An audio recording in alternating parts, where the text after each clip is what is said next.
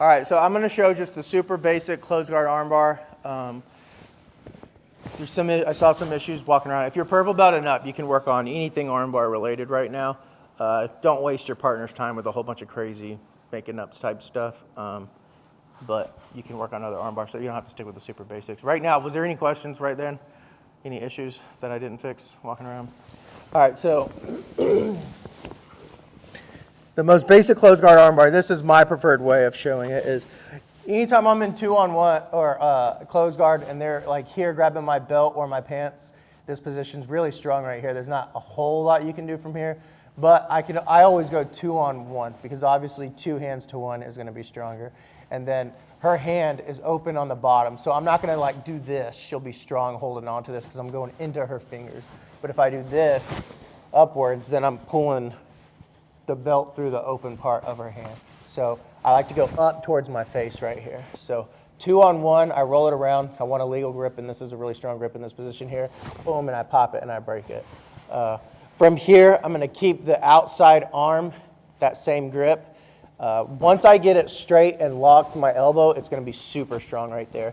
So I go here, boom, and I start bringing it over, but up, like this direction here, her arm. I want her hand over my bicep. I don't want to go under my arm right here. So boom, here, and I'm going to grab her tricep, and I'm just going to rotate my elbow down to my own ribs. This makes me stronger right here.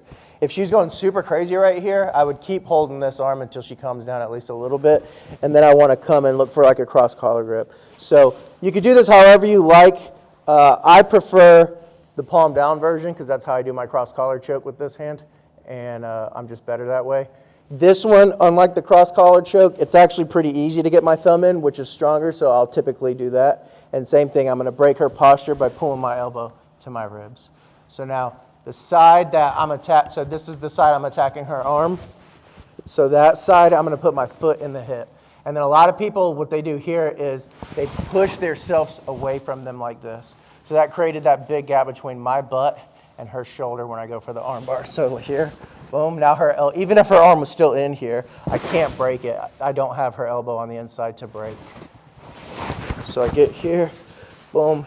The goal is I want to get sideways. The closer my head goes to her knee here, and then this leg, like I mentioned earlier, is going to go up in her armpit. So look, I'm beside her now. I'm like perpendicular. I'm not like 45 degrees, like real far away from her with this big gap. This is what everyone does in the beginning.